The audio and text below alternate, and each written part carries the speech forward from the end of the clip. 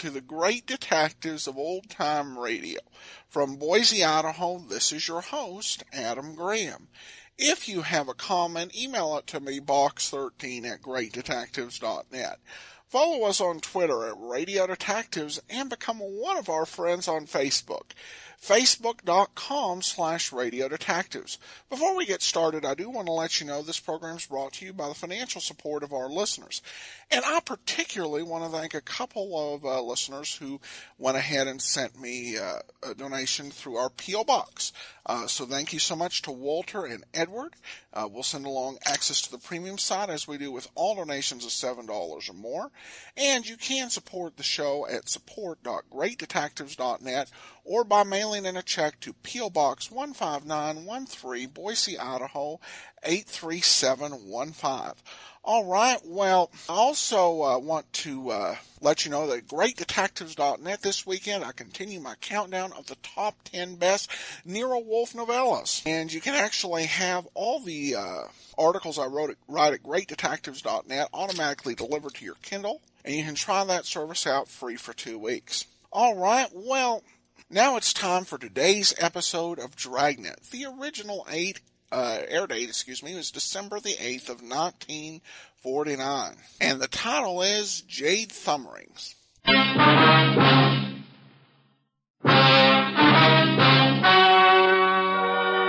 Ladies and gentlemen, the story you are about to hear is true. Only the names have been changed to protect the innocent.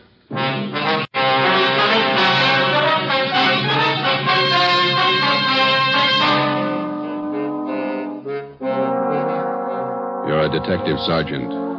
You're assigned to robbery detail. $8,000 worth of Chinese jade has been stolen. The criminal is vicious. His weapon, a handful of buckshot in a handkerchief. Your job, get him.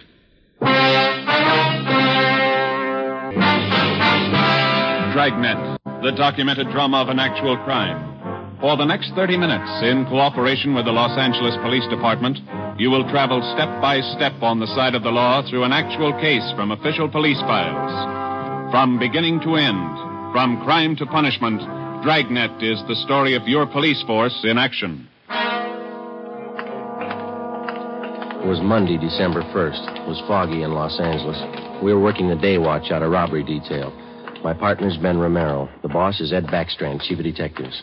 My name's Friday. It was 7:15 p.m. when we got to the police academy, the banquet room. Where do we sit, Joe? Well, Lee Jones is holding a couple seats for us someplace. You see him? Oh, yeah. There he is up there. Well, look at him. Everybody's here. Yeah, ought to be. Hi, fellas. A couple of ringside seats. Thanks, Lee. Did you get it? Yeah, right here. Mind if I take a look at it? No, go ahead. How come it didn't get wrapped as a gift? No time. A gift box would have been nice. No cotton, even? Beautiful watch. Radium dial? Yeah. Universal Geneva. Fine movement. He'll like it. Look on the back. Let's see.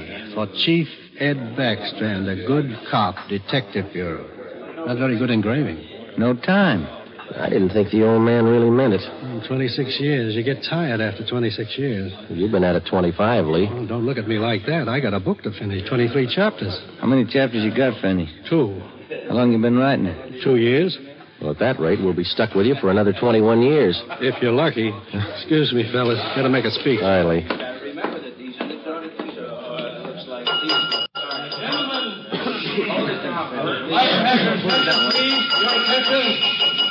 To get the proceedings underway here, before we introduce the man of the hour, I'd like to pass along a little story you might get a kick out of. I was driving down from Utah last year, stopped off at a hotel in Elko, Nevada. When I went up to register for my room, there was an Indian ahead of me. The clerk asked this Indian fella to sign his name, and the clerk handed him a pen. The Indian made an X on the book. The clerk looked at him for a minute and said, "Say, aren't you Chief Deerskin? Haven't I seen you in the movies?" The Indian nodded his head and looked a little upset. "Oh," he said. "Oh, we make a lot of movies in Hollywood." The clerk smiled and said, "A lot of people at Elko here like to get your autograph, Chief. Then the Indian grabbed the pen up again and he said, "Me no like a monograph hunter. Me no want to be bothered." Then he drew a circle around the axe he made. The clerk said, "Why'd you do that, Chief?" The Indian said, "Me no use him right name." Oh, hey, Joe.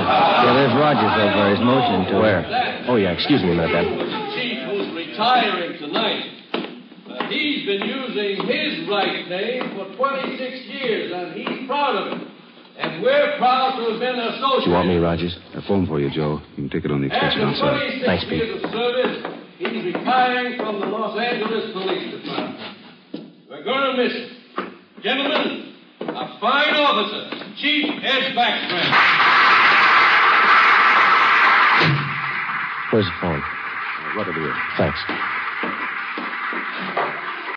Friday. Joe, this is Gonzalez. Yeah, Jess. Sorry to bother you, but Power said I should call you. Yeah? I need some liquid. Something big? Pretty big, yeah. Too many loose ends. Pena and I can't pull them all in. When do you want us? As soon as you can get down here. That important, huh? A man may die, Joe.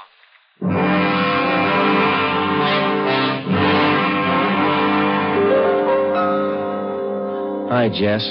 Got here as soon as we could. Sorry to pull you away. Hello, Romero. Gonzalez, what's up? Come on in here. All right. Here's a report. Not complete yet. Mm-hmm. Chinese fella. Name's George Kwan. He's a jeweler, gem cutter. Yeah. Jade expert. Knows as much about jade as anybody on the coast. Uh-huh. Says it happened at 5:30 today on Alvarado near the park. They weren't kidding, were they? They almost killed him. Yeah. Any idea what the weapon was, Jess? I'm not sure. Looks like some sort of blackjack, something homemade. Yeah. When they picked up Kwan, they found several buckshot pellets lying around and a man's handkerchief. Ray Pinker has the stuff over at the crime lab now. Where's Kwan? Have you talked to him? Got in a couple of questions down at Georgia Street while the doc was giving him sedatives. Little guy's a mess, Joe. Gonna be all right? 50-50 chance when I called you out of the academy. Well, why did they beat him? Did he resist? I don't have it all yet, but from what he said, he was jumped from behind, didn't have a chance to fight.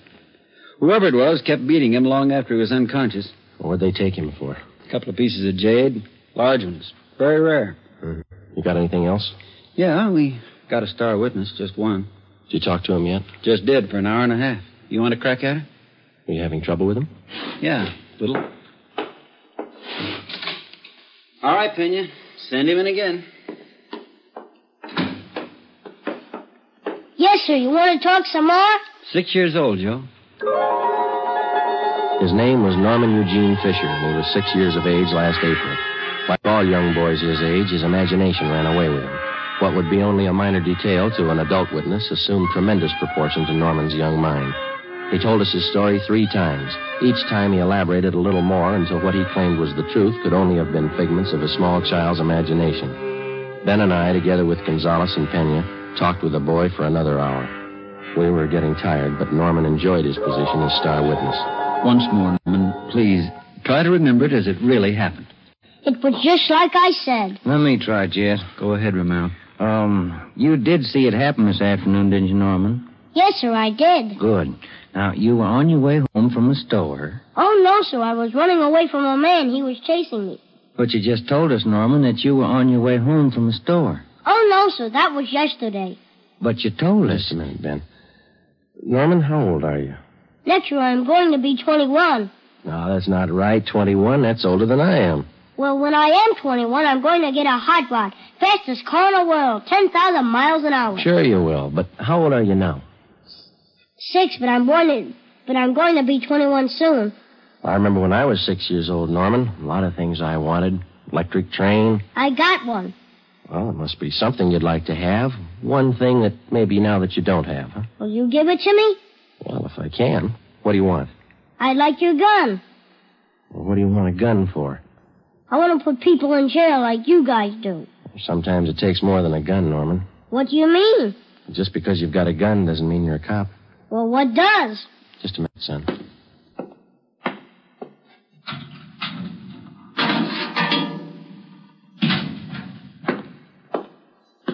Here you go, Norman.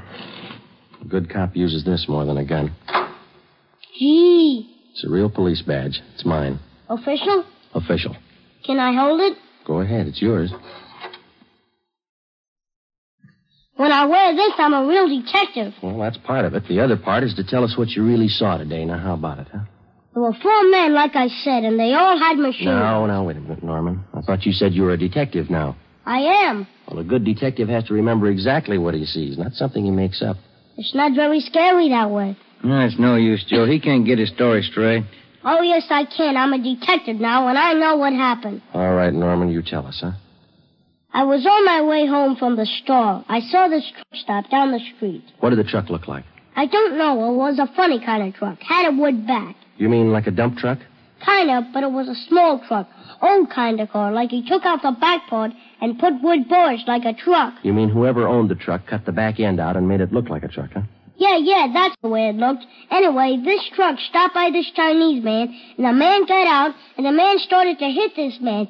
And the man fell on the sidewalk, and the man kept hitting him and hitting him as hard as anything. Well, what was he hitting him with?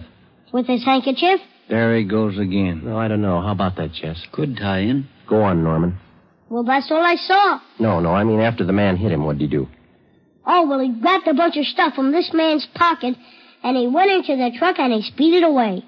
Norman, you're a good detective. I want you to think real hard now. Do you know what a license number is? Yeah. Good. Do you think you could remember the numbers on that truck? If I knew what they were, I could. In school, we're just having numbers now. I only know up to 7, but there were 2 7s in it. You getting all this, Jess? Yeah, keep going. Norman, you've helped us a lot. Can you remember what the man on the truck looked like? He had a big head and he looked mean. All right, just one more thing now. Can you remember the color of that truck? It looked black, but the back part had black and white stripes. I don't know how you did it, Joe. Well, what do you think? How about it? Me too. All right, Norman. Your mother's waiting outside for you. You can go home now. You're a real detective. Can I wear my badge now? You bet you can. Okay. Say. Yes, sir? As soon as I arrest somebody, will you put him in jail? With the help of an outdated police badge, no longer official, we had the statement of a 6-year-old boy with a healthy imagination. We had an idea he was telling us the truth, but we had no way of being certain. Since he was the only witness, we had to accept his word and hope that he was putting us on the right track. The quickest way to make sure was to see if some of the details in little Norman Fisher's story would check out. Jess Gonzalez and Manuel Pena took the job of trying to locate a homemade pickup truck with 2 7s in the license number. They started by checking all the late 3.8 forms, the vehicle theft and impound reports. The next morning, Ben and I called the General Hospital and talked with Dr. Sebastian. He told us that the victim, George Kwan, had improved sufficiently to allow a brief interview. It was 10:14 a.m. when we got to Ward C, General Hospital. Doctor tells you you're a little better this morning, Mr. Kwan. Yes, sir.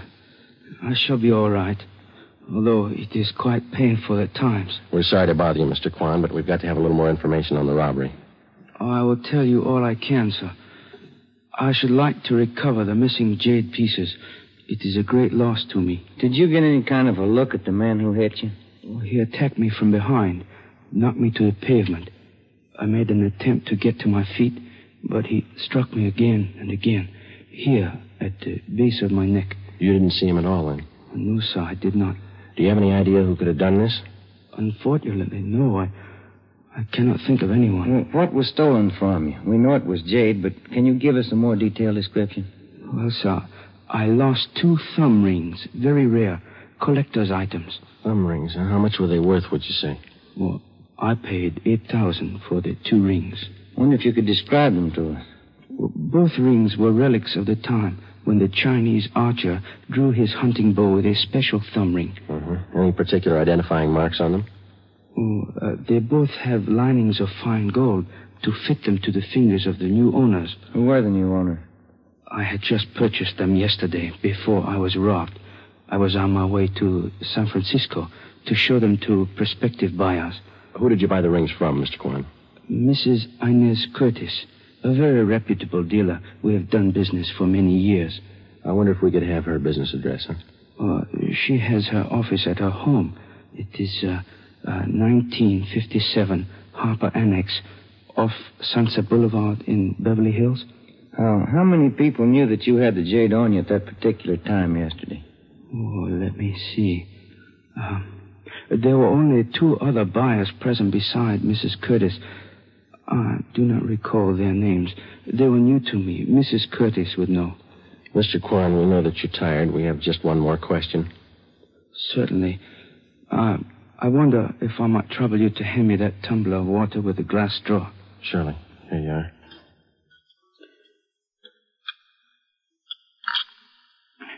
Thank you very much. You're welcome. Now, those thumb rings, Mr. Kwan, would there be any practical disposition of them other than selling them as they are? Well, hardly, Sergeant. To anyone who really knows the value of jade, it would be unheard of to change them in any way. I see. Well, thank you, Mr. Kwan. We'll do our best. You know, Sergeant, we Chinese place a great sentimental value on our jade. We'll do everything we can to recover it. Thank you.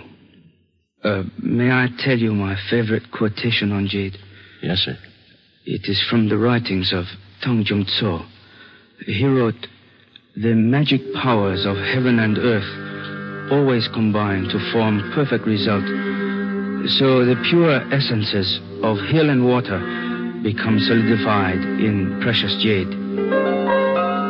Ben and I drove out to 1957 Harper Annex, the residence of Mrs. Inez Curtis.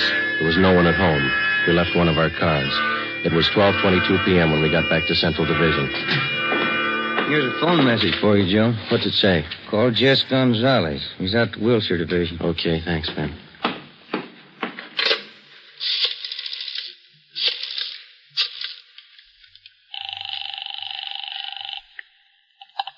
Wilshire Detectives, Dillian. Hi, Harry. Gonzalez around? Just a minute. Take on 3, Jess. Gonzalez, Friday, Jess. we got the truck and we got the driver. We'll be right out. Something else, Joe. Yeah? The kid was right. There were 2 7s in the license number.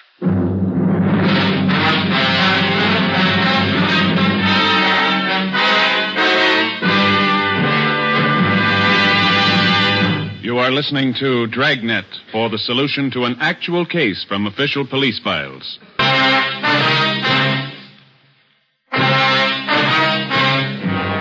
Wilbur Rasmussen, white, male American, age 31, 5 feet 10 inches, 190 pounds, black hair, brown eyes. He was the driver of the truck. Gonzalez and Pena began by checking through all of the reports of trucks impounded during the past 24 hours. There were 23. Out of those 23, they narrowed it down to 4 possibilities. The third vehicle that they checked fitted the young witness's description of the holdup truck. We still could not be absolutely certain that the impounded truck was the one we were looking for. The same could be said of the driver, Wilbur Rasmussen. The net result of checking impound reports doesn't always result in the apprehension of a suspect, but in this case we were lucky. The driver had been picked up for drunk driving. It was 1:30 p.m. when we checked in at the Wilshire Division. Hi, Jess. Where is he? You're a little late. What do you mean? He's gone, released on bail. Who furnished the bail? The woman he works for, Mrs. Inez Curtis. Well, that doesn't figure, Jess, or does it? Why not? How many people knew Quan had the jade? No, it's not my guess. Quan vouches for her. He's been doing business with her for years. What do you think, Joe? It's your show. I'm just tagging along. Well, one thing's sure. Just a minute. Wilshire Detectives, Gonzalez. Oh, yeah, Pena. He did? No, meet me back here. Friday and Romero are here. Right. The Fisher kid just identified Rasmussen's picture. The identification of Wilbur Rasmussen by 6-year-old Norman Fisher was far from sufficient to take the case to court. We had to have evidence, lots of it. Rasmussen had been given a thorough shakedown, his apartment and the truck. There was no sign of the stolen jade rings. Gonzalez told us that the truck had come from the U-Drive truck rental on Figueroa Street. We checked with Mr. Crockett at U-Drive. Let me have another look at that picture, boys. Yeah, here you are. What'd you say his name was? Rasmussen. Wilbur Rasmussen. You want to know if he rented a truck from Miss Wayne? Yesterday. Maybe the day before. No, not this fellow. Never seen him. Before we left U-Drive, we checked over the rental contract on the truck in question. The deposit check for the truck was signed by Mrs. Inez Curtis. The truck was checked out at 6 a.m. The rental contract, the actual release form showing to whom the vehicle had been rented, was signed by a Harry Wilson. Rasmussen's name did not appear on any of the usual rental forms. The manager of U-Drive was positive that he had not rented a truck to Rasmussen. We drove out to 1957 Harper Annex. This time we found Mrs. Inez Curtis at home. I'm terribly sorry about Mr. Corn. Does he have everything he needs in the hospital? Yes, ma'am. How long did you say this Harry Wilson had been working for you? 6 or 8 weeks. But I'm sure you're wrong about him. We're not accusing him of anything, Miss Curtis. We just want to talk to him. He certainly came to me well recommended. He was a nice man. When's the last time you saw him? Day before yesterday. He asked for his check, said he was quitting. Told him I was sorry to see him go. I'm anxious to get that guest house finished. How about Rasmussen, Miss Curtis? How long has he been with you? Wilbur's been with me for about 7 months. Good worker, but he drinks too much. Feel sorry for him. You've rented trucks from the U-Drive company right along? Oh, yes, from Mr. Crockett. We had to have a truck to haul our building supplies. I'm saving an awful lot of money contracting this myself. It's a great saving. Yes, ma'am. The deposit on this last rental, did you give that check to Wilson or to Rasmussen? I sent both of them down to pick it up. Like I say, Wilbur's been drinking rather heavily lately, and I think Harry's the better driver of the two. Do you know which one of those men was driving the truck about 5:30 in the afternoon day before yesterday? How would I know that, Sergeant? All I know is that I sent both of them down. I told Harry to drive. Yeah, I see. Miss Curtis, were either of those men present the day you sold the Jade rings to Mr. Kwan? No. They have nothing to do with my gym business, whatever. Did either of these men know about Mr. Kwan's purchase? Well, that's possible. They knew he was here. I'm sure they saw him come in. It's entirely possible that they might have overheard something. When did Mr. Kwan leave your house? About 5 o'clock. What time did the two men go after the truck? Oh, they picked that up early in the morning. Mr. Crockett down at U-Drive says that only Harry Wilson checked out the truck. Says he's never seen Rasmussen before. That's entirely possible. Like I say, they might well have made other arrangements. Were there any other people present when Mr. Kwan bought that Jade? Yes, there were. 2 other buyers. They were bidding for the thumb rings, too.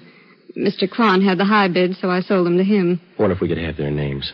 Certainly, I'll write them down for you. Miss Curtis, do you have any idea where we might locate Harry Wilson? Well, he told me he was going to Mexico, said he had friends down there. Well, thank you, Miss Curtis. You've been very helpful. Are you sure there isn't anything Mr. Kwan needs? Yes, ma'am. 2 Jade rings. Mrs. Inez Curtis gave us a detailed description of Harry Wilson. She also gave us the names and addresses of the 2 other buyers who were present when Mr. George Kwan made his purchase. We checked them out and found them to be equally as reputable as Mrs. Curtis. They could tell us nothing of the robbery. We went back to the office and got out an APB and a radiogram on Harry Wilson from the description given us by Mrs. Curtis. Stakeouts were maintained at Wilbur Rasmussen's apartment and at the home of Mrs. Inez Curtis. It was 4:30 p.m. when we got to the 2nd floor of the old city jail building, the crime lab. Lee Jones had the evidence laid out for us. Funny thing about the handkerchief, boys. What's that, Lee? The bloodstains. Old ones along with the new ones. How does that figure? We know how the new ones were made when the handkerchief was filled with buckshot and used on Kwan. The old ones, hard to tell. How old would you say they were? Well, the handkerchief has been through the laundry a few times. Stains didn't come out. Laundry marks right here. I don't see them. Man used peerless laundry. Infrared marking system. Let me show you. Infrared lamp, Lee? Yeah. There's your marking. Pen you trace it down. Who's it belong to? Man used the name of Harry Wilson. There was nothing to do now but wait for some word on Harry Wilson. The stakeouts continued. We re-questioned Wilbur Rasmussen, and we talked again with Mrs. Curtis and George Kwan. It was Tuesday, December the 8th. We checked in for work at 8 a.m. Morning, Jess. Hi, Joe. Where's Ben? Communications, getting the mail. Any word on the new chief of detectives? No, nothing. What's your guess? Oh, I think Thad Brown. A good man. Maybe. Sloan's a good man, too. When you come in here? Not yet. Why? Maybe you'd like to take a little airplane trip. What do you got? Cheyenne, Wyoming. They picked up Harry Wilson. 2 days later, Thursday, December the 10th, Harry Wilson was returned to the Los Angeles County Jail and booked on suspicion of robbery. We checked with Lieutenant Frank Cunningham in the Record Bureau. From Wilson's fingerprints, he ran a make on him. Harry Wilson was an alias. We found out that he had lengthy records of arrests and jail terms for robbery, burglary, and grand larceny. Mr. Crockett at U-Drive identified Wilson's picture. He was a 2-time loser. It's up to you, Wilson. It can go hard for you or easy. I'm in a spot, huh? You're in a spot. Lay it out for him, Jess. It's all stacked against you, Wilson. We know you rented the truck. You knew Quan was at Mrs. Curtis' house. Your handkerchief was found at the scene of the crime. You wouldn't believe me if I said I didn't do it? With that kind of evidence, how can we? I didn't. I don't know if I can prove it, but I didn't. If you didn't, we'll help you prove it. First, you gotta believe me. You know why. Yeah? I've had it twice. Once more, and I'm in for life. All right, you got it figured. Now what do you got to say? Rasmussen did it. He knocked Quan over. Where were you? Buying my ticket for Cheyenne. I didn't want any part of it. How do you account for that handkerchief? It was mine, but Rasmussen had it. He cut his finger one day in the job. I loaned it to him. Well, that checks. Old bloodstains, new ones. All right, let's pick up Rasmussen. While you're at it, pick up the Curtis dame. She planned it. Wilbur Rasmussen was picked up and brought in. After intense cross-questioning, we confronted him with Harry Wilson's statement. In the face of this testimony, he broke completely. He gave us a full confession implicating Mrs. Inez Curtis.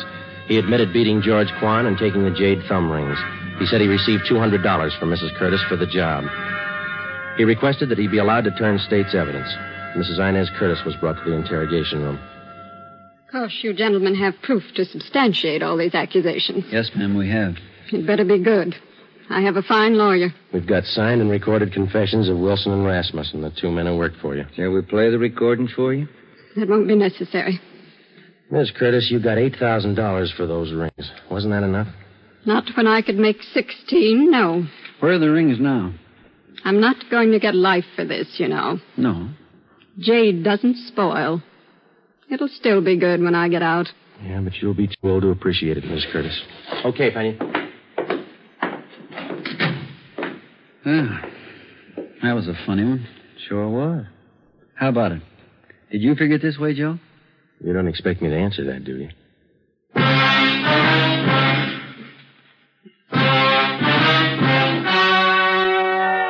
The story you have just heard was true. Only the names were changed to protect the innocent. On March 2nd, 1949, trial was held in Superior Court, Department 82, City and County of Los Angeles, State of California. In a moment, the results of that trial.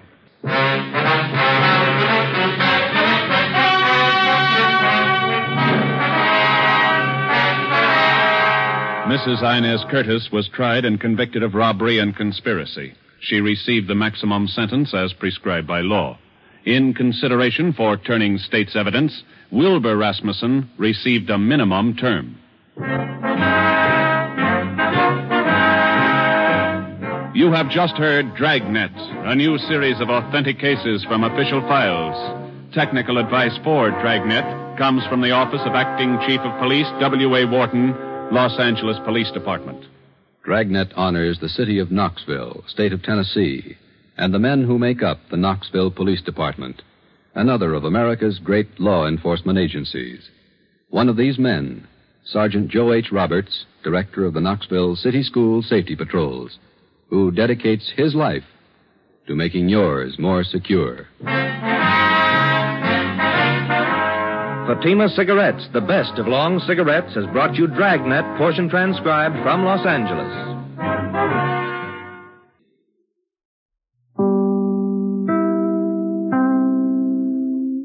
Welcome back. Well, this was quite an episode. When I listen to these oldest Dragnet episodes, they just seem to have so much in them. From an awkward farewell toast to one of the best interrogation scenes ever, and then a very unusual ending in that the crook, that the loot is not recovered, which is something that does happen in quite a few police cases. Though not a whole lot of Dragnet cases where there's usually at least some sort of partial recovery. Of course, this episode marked the official departure of Ed Backstrand, and really does close the door on that era of having a really active, hands-on captain on hand. Something that had really been intermittently part of the show for its first 28 episodes. Now it'll become less common as the focus really just does get fixed on Friday and his partner. And of course, this means the departure of Raymond Burr for now, though he would return in the pilot television episode of Dragnet, which we will be bringing to you in a little while.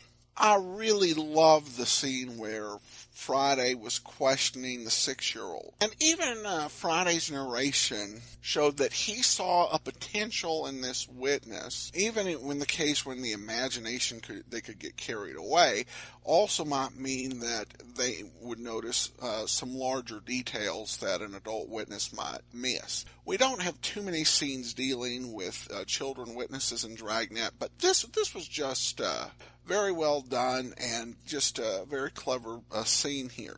The conclusion, like I said, very different that He's willing to go to jail over the Jade and keep it concealed, even though it mean extra time in prison. Even then, $8,000 extra really wouldn't be worth all that.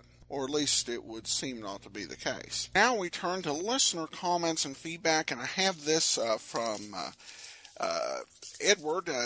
He mails in along with his donation. Really enjoy your podcast. Without TV since August 6th of 14. Now get entertainment from old-time radio, apps, and online archives. I will get a TV soon, but really enjoy the treasure trove of radio shows. Love the music, your input, and analysis. I like the fact that I learn to pay attention to details and follow along so I have a greater attention span. Well, thanks so much. I do appreciate your kind remarks, and thanks so much for supporting the show. That will actually do it for today. We'll be back on Monday with The Saint, and join us back here next Saturday for another episode of Dragnet. In the meantime, send your comments to box13@greatdetectives.net. Follow us on Twitter @Radio Detectives and become one of our friends